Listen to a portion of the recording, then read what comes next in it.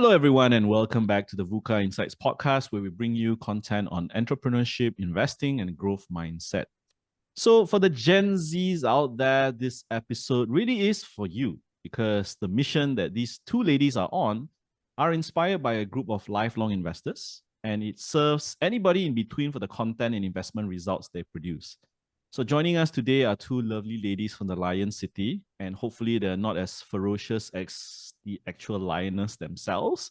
So, Persis Hu, a former litigator, lawyer, currently turned business manager at the Next Gen Investors Endowment, and Tiffany Liu, former investor relations executive, currently CEO of the Gen Z Group and director of the Next Gen Investors Endowment. Oh, that's a mouthful. Plus an associate of a family multi-family office in Singapore. So welcome to the show, ladies. Thank you. Thanks, John. Hi, everyone. Yeah. So they're joining us from Singapore today. So I'm gonna direct the first question to the youngest flower in the group first. Okay. So what got you into investing? Our age. We're all young at heart, Tiffany. Both of us young at heart, right? It could be a difference of just 1 year. You never know, right? Or a few months. Yeah. So what got you into investing, Persis? And what was your first investment, if you don't mind sharing? Yeah, so basically I practiced law for around 3 years and then I left to do a startup. Yeah, so through the startup, I was actually exposed to the wealth management space and family offices. So I grew curious about this industry, and that's how I found this role that I'm currently in last year. So I've only been in this role for around 1 year plus. And I would say that this is really my first touch into the world of investing and finance. And therefore, I have not yet made my first investment because I'm still at a very beginner stage, I feel, and I still have a lot to learn. The what they call it, the journey of 1,000 miles starts with the first step, right? And Yes. maybe before I move on to Tiffany, I want to ask a little bit deeper in the sense that prior to you knowing about investing and this weird field, right? What was your perception of the stock market? Oh, I think it was really shaped by movies such as Wolf of Wall Street, The Big Short, people really on phone calls and yelling and banging tables and vulgarities everywhere. Yeah, that was my impression of trading. Yeah, so to me, stocks and the market was about short-term trading. But after being in this current role, I realized that there is so much to it. And right now, our philosophy is actually long-term value investing. Yeah, and not short-term trading. Okay, great. Tiffany, you were actually Taiwanese born, right? If I'm not mistaken, and Yeah. you've been Singaporeanized already in a way. Yeah, I moved to Singapore since I was 8, so probably more Singaporean than Taiwanese. Taiwanese, okay. So what got you into the world of investing? Was it a role model? Was it an interest in school, or what was it? No, it was love. Really? So I studied international relations when I was in school, which is a social science subject. I did not know anything about investing when I was in uni. But my then boyfriend, now husband, he was studying economics and finance, and he got an offer for UBS Hong Kong. So we know that upon graduation he will be going to Hong Kong, and then it was at the time that I was thinking like, oh, should I follow him to Hong Kong? Should I go back to Singapore, or should I explore my career somewhere else?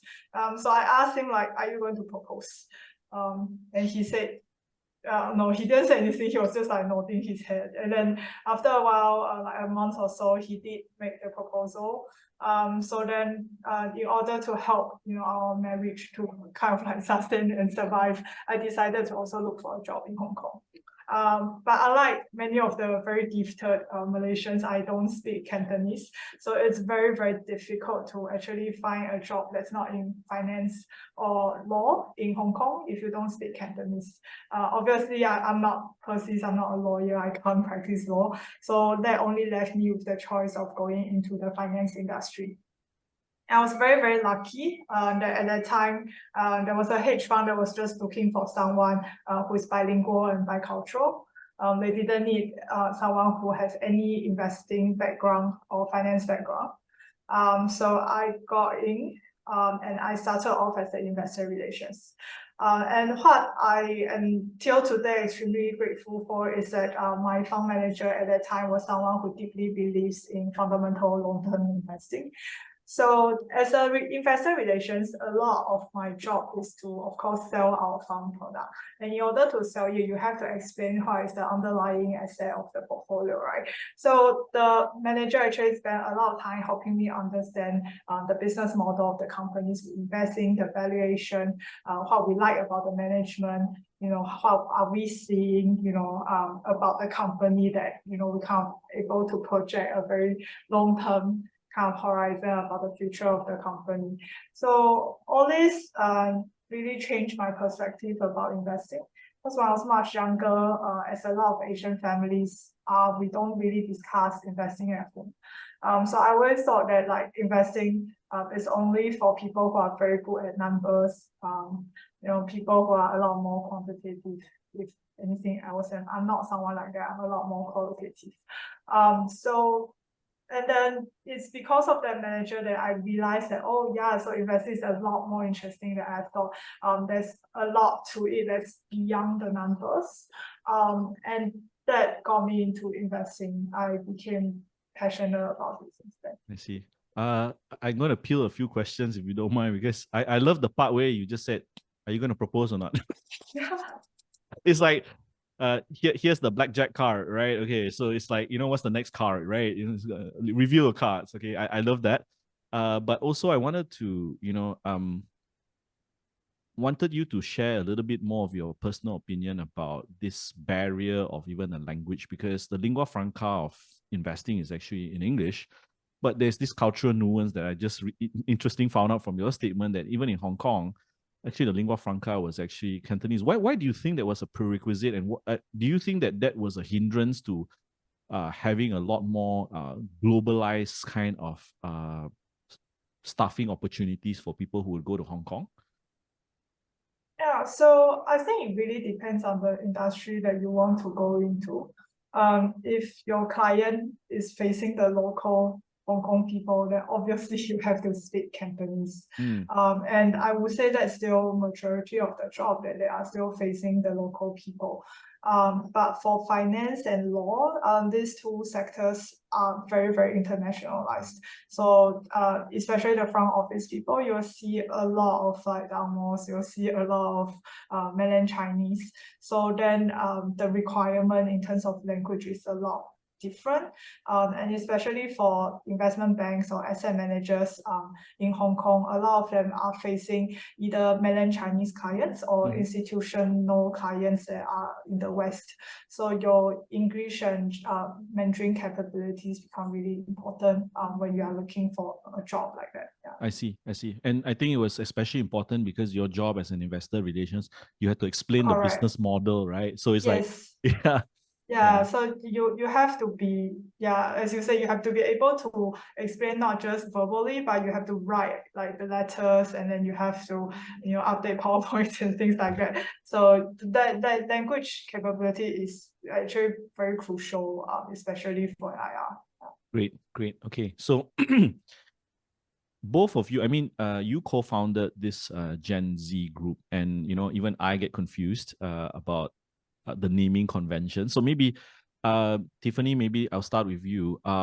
What does this Gen Z or Next Gen Investor, maybe can you give us the rundown, the framework of what you actually co-founded, what you started, and what does it stand for actually? Yeah, so again, it has a lot to do with my background. As I mentioned just now, I was someone who had zero idea of what investing is about. And I only learned about investing after I embarked on my career. And I regret it a lot because I feel that if I started this investor journey much earlier on in my life, I could have benefited a lot. It could have been life-changing for me. So the very initial idea was just how to help people start the investor journey as early as possible. And it was in 2018 that I met our co-founder, Shinya Deguchi. So as the name suggests, he's a Japanese, and as all Japanese are, they love manga. So Shinya, he brought this manga called Investors from Japan to mainland China. So the comic itself is about a group of students managing their own endowments and investing in different asset classes. So you kind of like grow with the students along the way because they have to learn about how to invest in different asset classes as the story develops. Shinya really loved that comic, so he got the distribution right from the publisher, translated into Chinese, brought it into mainland China, but he's not someone who is in the media industry, so he had no idea how to distribute it. It was just randomly published on LinkedIn, and I happened to be one of those random people that saw it and read it. But it really clicked with me. I felt that that was the tool that we need to help people start the investor journey, because sometimes all you need is that spark, that just like a kid reading Slam Dunk, thinking that, oh, actually basketball is really cool. We just need at one moment that this kid feel that, oh, actually investing is really cool and I want to explore more. And that's how everything can then start. So Shinya and I got together, we grabbed coffee together, we talk about how we can do together. And we first decided to actually launch a student club in 2018 called the Generation Z Investment Club. And what the club does is that first we get people to read the comic so that you guys can all get interested about investing, get excited. And then we bring in a lot of professional investors to come and share their investor journey with the students, help the students learn from their mistakes, and kind of develop the investment philosophy from there. And then finally, we actually give the students a sum of money to manage. So right now they are managing a total amount of $200,000 to invest in public equity, because we feel that it is really through experiencing the market volatility that you really get a sense of what investing is about. So that was how it started. But then along the way, and it was called Gen Z Group because at that time, Gen Z was the young people. Now, maybe they are a bit not so young anymore, which is why when later on, when we decided to split the for-profit and the non-profit part, so the non-profit part is the educational part, which runs all these student activities. And then the for-profit part is that later on, we decided to actually create our own manga contents. So we decided to draw our things about like investments, about entrepreneurs, blah, blah, blah. And these are for sale. So then we wanted to separate the two entities just to make things cleaner. So the non-profit entity is called Next Gen Investors Endowment. It focuses on the education efforts. And it's called Next Gen because we realized that Gen Z are growing old and we no longer want to limit ourselves to that. So then it's the Next Gen Investors Endowment. Yeah, I hope it's clear. Sorry that. Yeah, no worries, because when I first, I was humbly introduced to Shinya by one of your early cohorts, right, Max, and from there he gave me like the Z. I know there's always a Z somewhere, so it's either the Z Club or the Gen Z or whatever, right? Then after a while, I just lost track of what's the name. And then when I when I met you and Persis in Singapore, and then you said, name change again. So for me, it was like that's why I wanted you to clear up the air. And thank you. I do want to ask a little bit more about the reason for the segregation between the endowment and the Gen Z. So in a way, your endowment is run like a not for profit, right? And that kind of programs and activities, what kind of outreach are you talking about? Or maybe this one, either yourself or Persis can actually take it for this. Yeah, I guess. Yeah. All right. So I guess for the Gen Z Club, investment club itself, we currently have over 100 students, including alumni. So we have outreach to Singapore, China, and Southeast Asia students, mainly university students. So we do yearly recruitment runs as well. Every year we take in around 20 to 30 plus students. Yeah. So, and then our alumni pool as well will keep on growing. Membership is for 2 years. So every 2 years we'll have the current batch graduating, and then we'll have a new batch coming in as well. Yeah. Okay, so when you say you select 20 to 30 of them, what would be a selection criteria? Because I do help mentor some of these investing clubs around universities and colleges in Malaysia. It's almost like a free for all, but is it something that you practice as well, or is it more a better filtration process? And if there is a filtration process, what would the filters be like? we actually encourage everyone from all backgrounds to join and sign up for our club, but there would be a recruitment process. So currently there are two programs under the club itself, the Value Investing Program and the ESG Investing Program. And under each of the program, there would be the student club leaders overseeing it. So the student leaders would set the criteria for that year of the recruitment process. Typically, it would include filling in an application form and then submitting like a personal statement, and then perhaps online interview, perhaps a case submission, perhaps sending in a video of themselves. It really varies year by year, but this would be the typical flow. I see. I see. Is there a reason for that? Is that you want a better quality, better participation from that? And do you see a difference if it's a free for all? I mean, if you have experimented before. I think for sure we want some sort of a process because we do want to have commitment from the students. After all, it is a 2-year program and it can be quite rigorous in terms of the commitment and also the level of studies required. So although we don't require students to have a finance background, but we do want to have commitment and seriousness from the students. And that's why there is this whole process. I see. I see. Thanks for sharing about. So a little bit back to Tiffany now. So the manga, and you said Shinya actually loved that manga so much, and he brought that over to Singapore and to China. When it was first kind of like translated into the Chinese language, was there any nuances in between the languages that you had to like localize? Was there a struggle? So that's actually a very interesting question. So the original manga was very centralized on Japan, because it is a Japanese comic through by a Japanese author. Yeah. So all the companies that were introduced as well as the investors that were featured in the manga were all Japanese. And there was some that actually had some historical background to it. And then it becomes very sensitive, especially to China and Singapore, as we all know there was the things that happened in the past. So yes, there were nuances, that there were parts that we in fact have to actually delete because we don't want to evoke any unhappiness for the readers overseas. But that being said, I think most of the content are very applicable globally, because the general concept of how long-term investing is about should not be different from one country to another. But later on, we did decide to redraw the entire manga. And the reason was twofold. One was that it was first drawn in, if I remember correctly, 2006. So it was black and white. The drawing style was a very old kind of style. So and it was in the paper format. And as I said, it was featuring all the Japanese companies.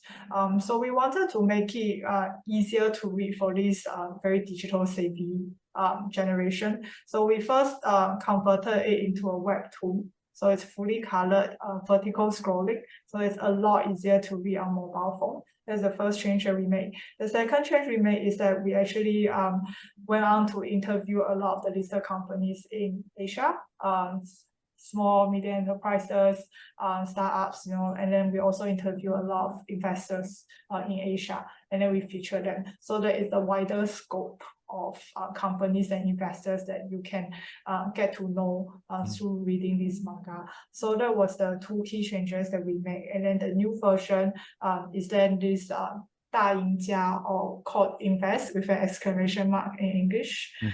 So the Chinese version, interestingly, even though we decided to do the webtoon and it actually received 16 million views across platforms, but publishers still reach out to us, and then they did eventually publish the paper format. So this was published by Tsinghua University Press this year. So we sold about 5,000-6,000 copies in China right now, which actually underperformed their expectations. So we have to work harder on promoting this. But nonetheless, I think so far we see very good feedback from people across industry and age group, that they do find this a very good way to actually learn about companies and investors in Asia. I'm just going to touch a little bit more about Shinya, if you don't mind, because I think there was something that he said how he got his sister interested, and one of it was actually Oh the yeah. manga, right? Yes. And I want to tease out from you the story, Tiffany, about how he had a paradigm shift or a change in mindset because of his exposure to how the Jews actually teach their children about wealth. Because most Chinese families, either Singaporean, Taiwanese, Malaysian, the moment you have wealth, it's either flaunted on the other extreme or shied away on the other extreme. That means shh, don't tell people about it. Just like and instead of like trying to be either extreme ends, the Jews actually teach their children how to embrace it. So maybe if you could share a little bit about Shinya's story about his sister and about how he saw that connection and how you see that impact on the current students or the readers of this. So maybe we start with Tiffany and then maybe persist as a student and coming in, and how did she see that comic, Tiffany? Yeah. So I guess for Shinya, a bit of background about him. So his family runs like pharmacies. So his mother, his grandmother, his sister, they're all pharmacists. Okay, So multi-generational. yes. So but Shinya, he's kind of like the outlier. So he's not interested in biology, he's not interested in chemistry, doesn't want to take over the family business, and decided to take a very different route. So he was actually, I think, the first and only person from his town to decide to actually take the SAT and go to US to study. So he went to the US to study economics. And he eventually decided, to come back and then help to manage a family wealth. But as all wealthy families have the problem of, how do I pass down the legacy, not just, sustaining the wealth, but also what does this wealth actually mean to the family? So it's actually a very tough conversation to have across generations for any families out there. And Shinya and his father, they all struggled to have that conversation with the younger sister because she's just not interested. She just wants to be doing her day-to-day stuff, and she has 3 kids, so she has to be a mother and all this, so she was just not interested.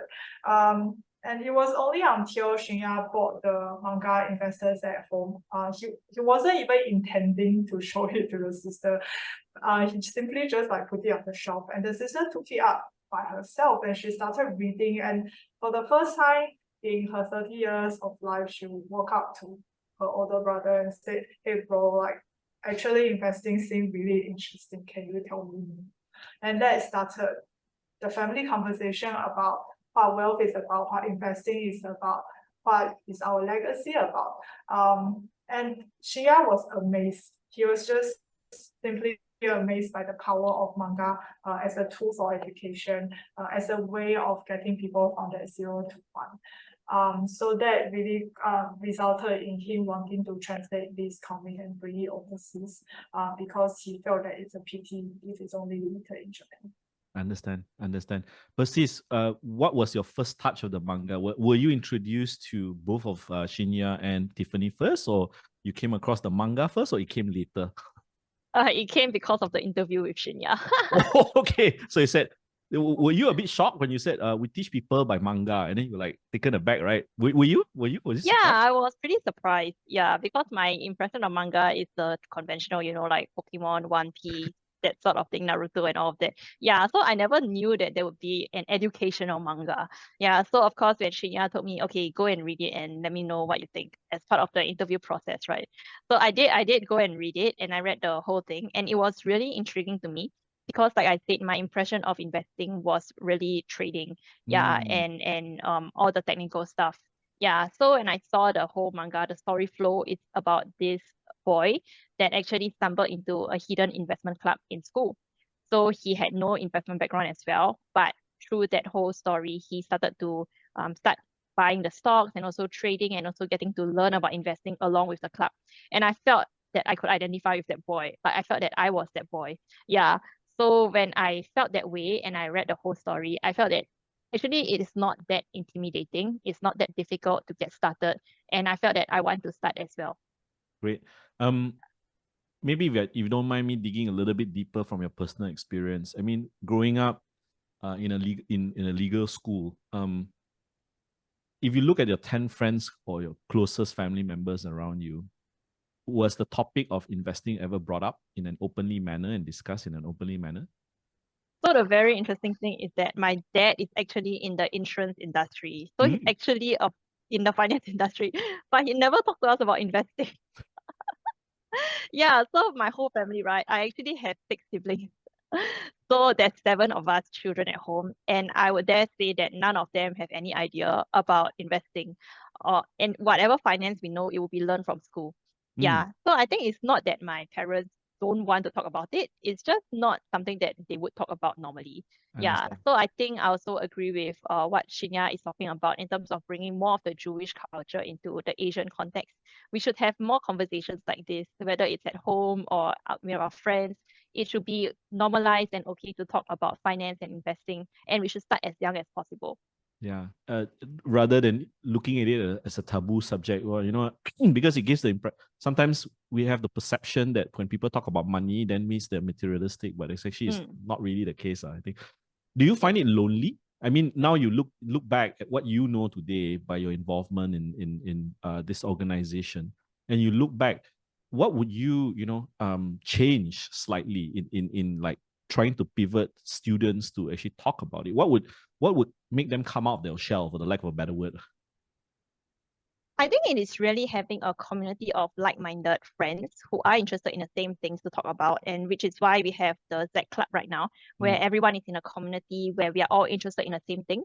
So after joining this organization, I actually also meet a lot of different people, even like yourself, who are professionals or outside doing your own business, but you're also interested in finance in your own capacity, in investing in your own capacity. And so it is possible to find this community even amongst your friends that are not actually investing as a job. Yeah, so I would say that for people, there are people out there who are willing to talk, who are interested, but it is more of finding that community. Understand. Now, in your role as the somewhat of a community manager of this organization, for the lack of a better word, what has been your struggles and pains versus that of your success story? So I want you to share both ends of the stick, lah. You know, your struggles first, and what do you are proud of in sharing your success stories. And I'm going to come to Tiffany right after this. Hopefully they are not. Hopefully they are aligned. Okay, so horror stories first. Okay. I would say that in terms of struggles, I think I've only been here for 1.5 years, I would say.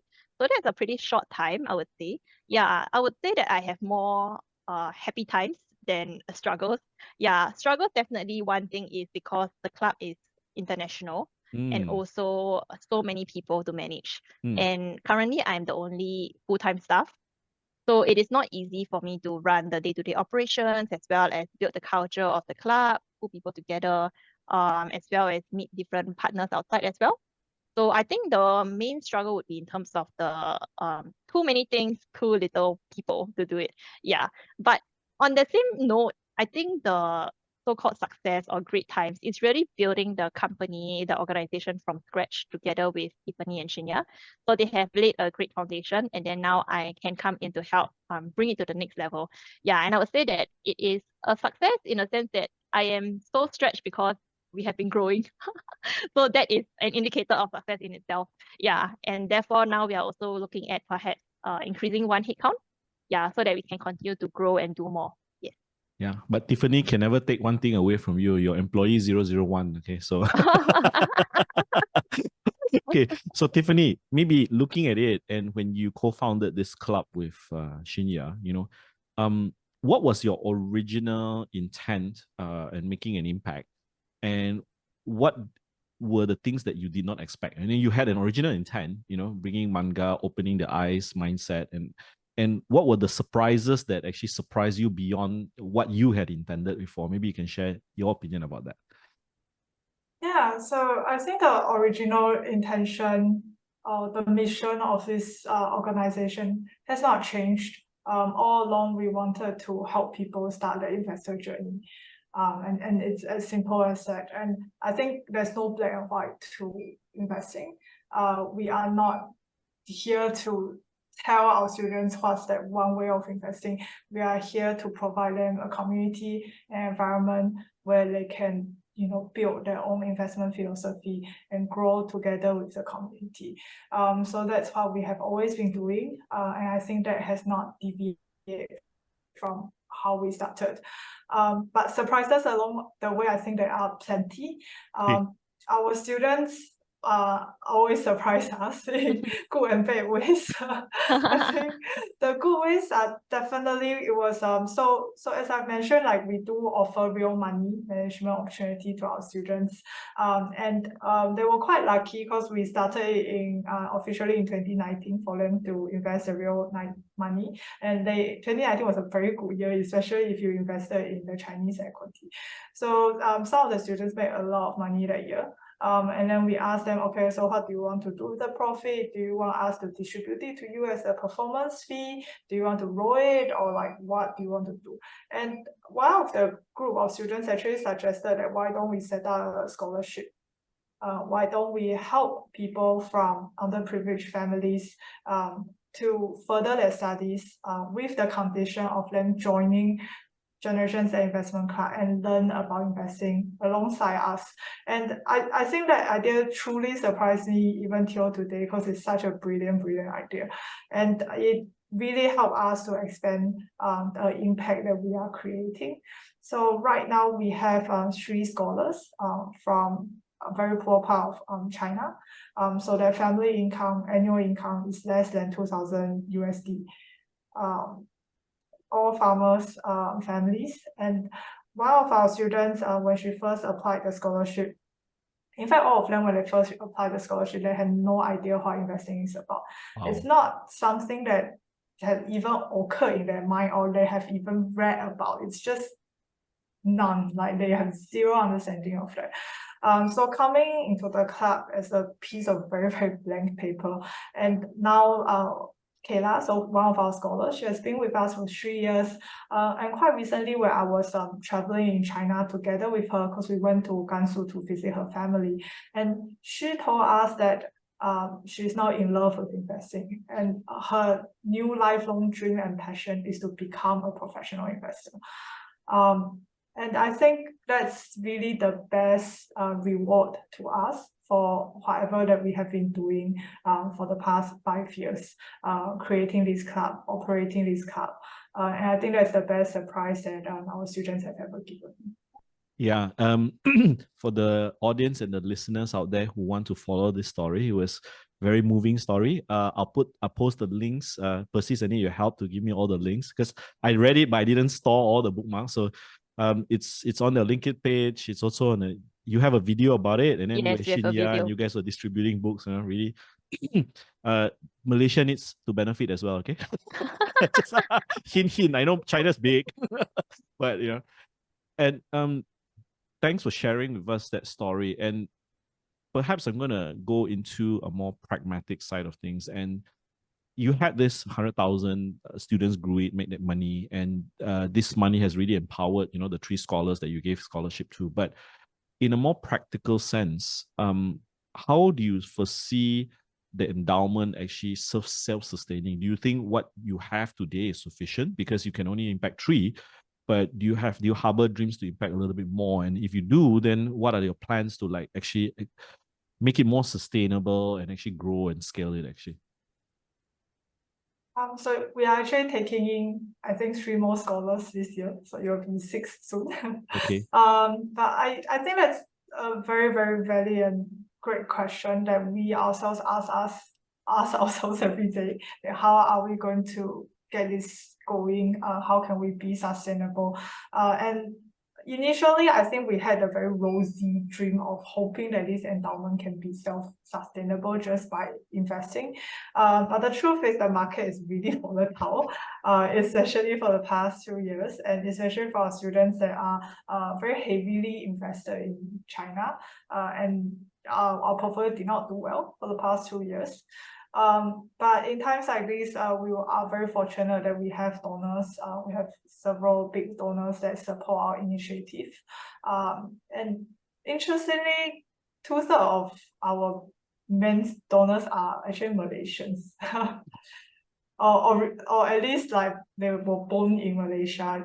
Later on, they may acquire passport elsewhere, but Malaysians by heart.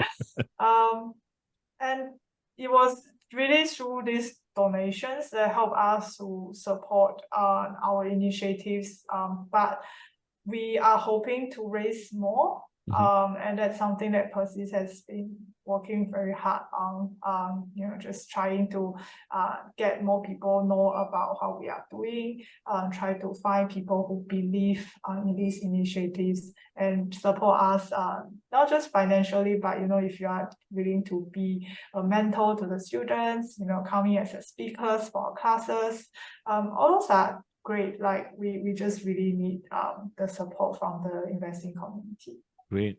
I mean, persist, you. Okay. Yeah. Yeah, Add oil.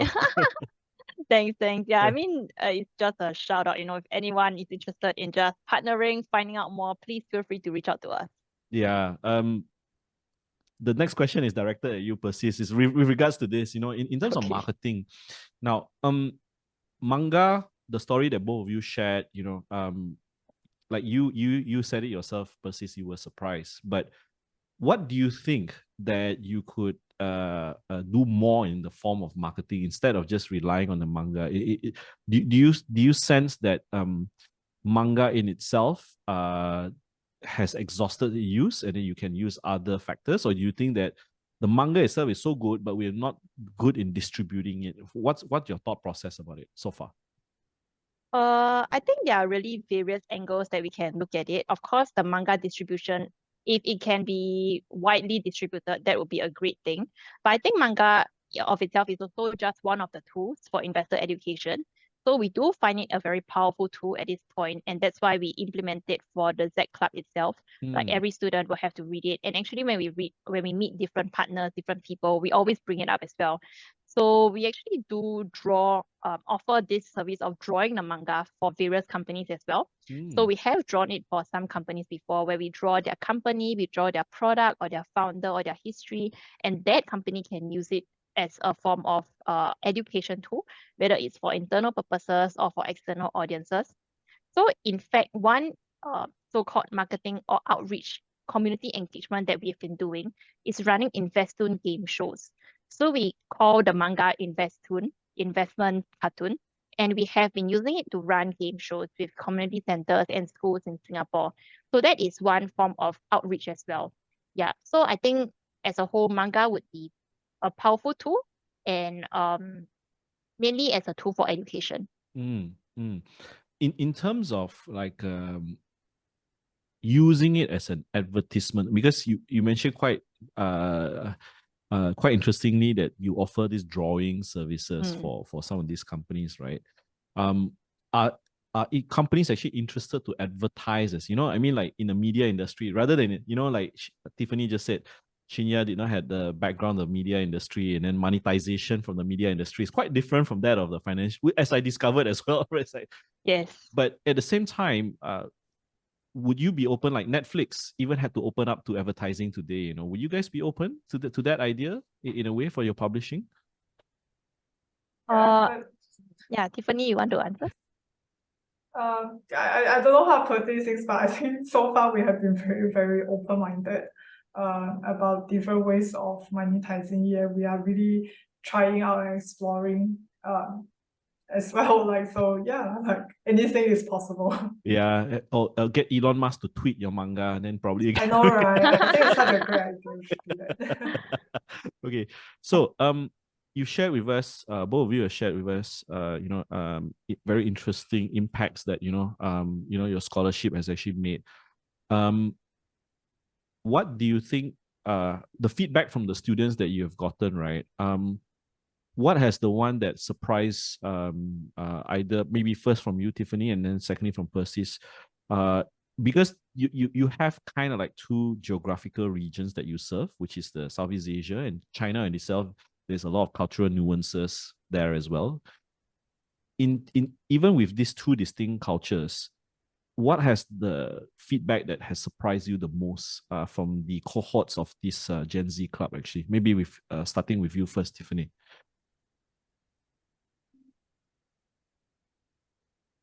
I think I would probably say I would probably say that initially when we first started, because I graduated from Tsinghua University, so it was easier for me to start with my alma mater, and then we kind of started promoting the club from Tsinghua.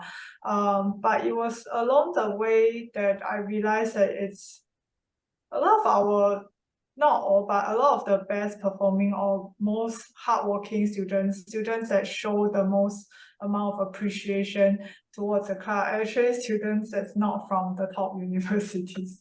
Because the top university students are probably a bit spoiled with the amount of resources that they can get. And I think that also that us thinking a bit more about, like, in terms of outreach, how can we expand the scope and reach out to more of these schools that are usually under the radar.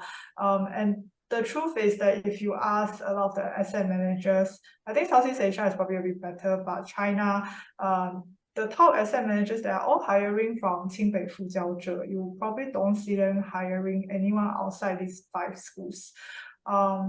So we also felt that, by being able to help these students to have access to these top asset managers, which we do have the network to, are we also creating more impact in that sense for these students in terms of like the mobility that they can achieve? Yeah, so I thought that was something that was that surprised me. Yeah, I don't know about Persis. Persis, what about you? I think as what Tiffany says, the students always surprise. Yeah. Good or bad, right? Either Yeah, good or good bad. or bad. It's always a surprise. Yeah, I think one thing that perhaps it will be a fun fact for the audience as well is that people that join our club, even though it's to learn about investing, some of them find out that they are not interested in investing. So I guess to us that is also a positive outcome because we have helped them to find out what they are really interested in. And there are quite a few students that actually leave the club because they are interested in doing their own business. Yeah, so they become entrepreneurs after joining the club. And even though they may not be doing investing full time, but we are very happy for them. And in fact, we also support them and encourage them. So we have an Israeli student that's doing his logistics startup in Israel. And I then we met have him another before. student. Ophir, right? Yeah. Yes. And then we have another student in the US who's also doing like an AI AI startup. Yeah, so all these are really, really interesting case studies for us. And also some students, I guess, they choose to graduate earlier from the club because they also feel that, their interests are elsewhere and we are also happy for them and support them. Great. Just to peel one more layer, Persis, because you graduated from a Singapore uni, even though like contrast to what Tiffany Xinhua, right? So more Chinese, right? What do you see in terms of, because you're managing the community, what kind of differences and also commonalities that you see in between the cohorts that are Chinese based and the cohorts that are kind of like Singaporean based? What are the commonalities and differences actually do you see? Wow. Commonalities, everyone is busy. Okay, good one. Yeah, especially for university students, I think it is very common for the students in our club to also be involved in multiple other clubs in their university, or perhaps other case competitions, other side projects, side hustles, and of course schoolwork. Yeah, so it is common that everyone is really very busy, and whether it's Singapore or China, and I guess the Asian culture, of course, is a lot of studying. Yeah, so that's very common. Differences wise, I think Singaporeans, perhaps the Singaporean schools, the local universities are very well endowed, well funded. We have the Singaporean students have a lot of access to a lot of opportunities, and even the student investment clubs in the universities themselves provide a lot of opportunities. So perhaps some of them can be a little bit more passive towards what we offer from our club. Whereas for the Chinese students, perhaps over there, the kind of opportunities they can get because China is so vast, perhaps it is less than what our club can offer as well. So we do see that sometimes the Chinese are a bit more proactive or a bit hungrier to learn, to grab opportunities. Yeah, and of course, as China is so vast, in terms of traveling as well, the students do have to travel to various cities within China to meet people. So perhaps those create that sense of appreciation more. Whereas in Singapore, it's so easy, yeah, to just travel to meet somebody. Yeah, so this is some of the big differences. Yeah, no, I'm glad that both of you kind of gave me insights to one commonality that I see, the appreciation of students and the opportunity they get. Because even if you go to the US, BCG, McKinsey, if you're not from Ivy League, you're not from Oxbridge, you can forget about applying. I mean, I don't know if you heard of this, right? And here we are, trying to like uh equalize some of this access that people actually, oh, there's actually a world out there that they probably did not have a role model like some of your scholars, right? More of an agriculture-based economy that they see, and then now it's like an opening up of a new world that you're trying to level up this access, right? And I'm so glad that you have somewhat. It's a good surprise that you guys have managed to stumble upon. Okay, um, this question is more for Tiffany and maybe also Persis. If you were to have a moonshot outcome, that means like you've landed on the moon, the so you've got US, Russia, China, and India, right? So probably the fifth country, which is like the Gen Z Club landing on the moon, right? What would that outcome be for the club, Tiffany?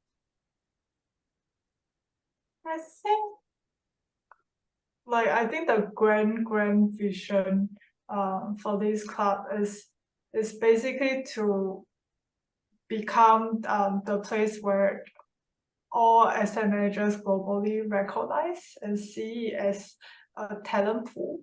That if you see Generation Z Investment Club on the CV, you're like, oh my god, this guy must be really good. Like we Must have be from to like Tiger Club or something, right? yeah, The Tiger yeah. Cubs, we right? want to interview him and that our alumni they become really successful and give back to the club that is self-sustainable in that way because the students that graduated are coming back to support the initiative, which we are already seeing. And I think at the end of the day, we just hope that eventually this club no longer need me or Shinya or Persis to be on it, 24/7 chasing after the students. But it becomes something that they truly see valuing, they truly appreciate, and they themselves truly want to grow the club from within so that it become a more organic growth. So I think that's really there. Like I don't have like an ambition of like I don't know expanding into the space or anything, but I just hope that it will be a truly globally recognized brand that people identify as where great investors come from. Yeah. Great. Persis, I mean, since your key role is like to grow this and the community, what's your moonshot outcome? Rainbow at the end of the road. I don't really have a reference point like that's currently existing, but what I have in mind is really those tight-knit clubs. Yeah, so no matter how big we get, I do hope that let's say we are a few hundred people, let's say, that I do hope that everyone is still tight-knit, everyone is still connected, and it is a network effect. Yeah, so we are all each other's network and we can help each other. Especially I realize how important network is in the investing world. It is so important to know people and the right people in order to get the right information. So I hope that this club can be that source as well, where everyone also, I guess, each other on a more personal level. It's not just transactional, or it's not just it's a co-contact, but we actually know each other, we are friends, and it's a community that we love to talk about investing and also just be real and genuine with each other. Yeah. Tiger Cups version 2.0. Okay, so hopefully you guys will churn out like Chase Coleman the third, or all the Tiger Cups coming out, right? Yeah. So okay, last question from my side, and perhaps as an investing community, not just from Malaysia or from Hong Kong or any other investing, maybe even a manager, hedge fund, what would you want them to help you with in a way as an investing community? What's your wish list that you think more donations or more access to companies? I don't know. I mean, if the sky's the limit, what would you hope from the investing community to help you guys grow actually? So I think there are two aspects that we particularly need help with. So one is financially, we do need more donations to support the initiative to grow. And secondly is the academic support. So I can give an example of academic support that we truly from the bottom of my heart cannot be more thankful for, and that's towards ERISEC partners. So ERISEC is a Singapore local boutique fund. So they are consumer focused public equity. So Gordon Yo, who is the co-CEO of ERISEC partner, he is also a director of Next Gen Investors Endowment. So he's sitting on our board. Right now we run two programs at the Generation Z Investment Club. One is the value investing program, which is the first program that we came up with. And then 2 years ago, we started the Next Gen ESG investing program. So that program was suggested by Gordon. And by the way, Gordon is Malaysian. And then he actually brought in the entire ERISEC team to run the ESG Academy for this program. So they basically curate a curriculum, and then all their analysts, research directors, partners, everyone come and teach the students about ESG investing using real case studies that ERISEC has done in the past. Show them what is true engagement about, what is truly in a real world setting, incorporating ESG factors into valuation. And this has been so valuable to our students. And that's the kind of academic support that we really need, because right now it's just me, Shinya, and Persis, and there's a lot of limitations to what we can offer academically. So we really need managers like ERISEC to give us support on the academic front as well. And then shout out again to ERISEC. Thank you so much. plug there. Persis? Yeah, fully agree with whatever Tiffany has said. I think one is really with more funds, we can definitely do more. And actually, we have a lot of ideas on how we can further add value to the students, further add value cross-culturally and long-term. Yeah, but we really do need that funding support to make it happen. And I think another thing to add on to what Tiffany said is just network support. So if any asset manager, anyone watching this is interested in just having a chat, really reach out. We would be really glad to have a chat. And we never know how we can partner together, whether it is coming in to just have a session of sharing with the students. So we also run Meet the Investors sessions where we get professional investors or entrepreneurs to just share their story with the students. That would already be very valuable in itself. So just putting us in touch, just having a chat, I think we can see how we can further partner together. Yeah. Understood. Tiffany, as a last straw, I want you to hold up the book again. I think one thing that you could really help is like I don't know whether it's available in Malaysian bookstores, but I know it's available in Singaporean bookstores, right? Yeah, so it's not available in Malaysia bookstores yet, but if any bookstore is interested, we are more than happy to bring it into Malaysia. So it's available in Singapore in Youyi 书店 and Youlian 书店 in Bras Basah complex. Otherwise, you can also get it online from jingdong.com, Dangdang, and also Taobao. Yeah.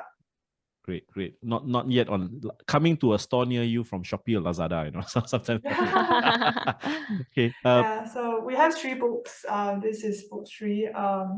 So it covers 20 chapters of the comic. And then it features, I think for the first 20 chapters, it's mainly Chinese companies, but very, very interesting case studies. Yeah.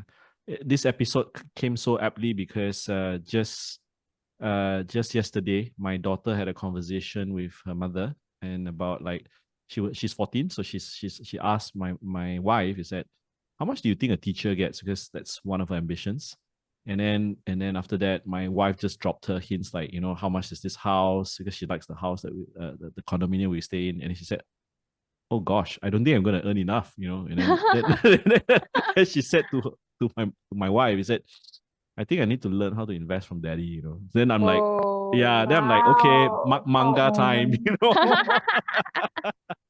So, you know, it's when I first heard the idea from Shinya, I was actually right. When I'm you know, first customer in line, you know, and you know, we went through that kind of meetings to try to get it into Malaysia, and you know, we didn't get that kind of support, but never mind, you know, we can move on and try to find. But I think it's so important to get the young really started thinking about different ways of, you know, getting themselves financially literate. So I really do root for your success. Looking forward to, you know, getting more people to get to know you, getting to see your club scale and grow, and having that sustainable income to continue making mangas for us. So Persis, Tiffany, thank you so much for your time and coming to the show. Thank you so much. Yes, Really and appreciate it. looking forward to, you know, a next milestone 1 year from now that you're probably double or triple the size, like the law of compounding, right?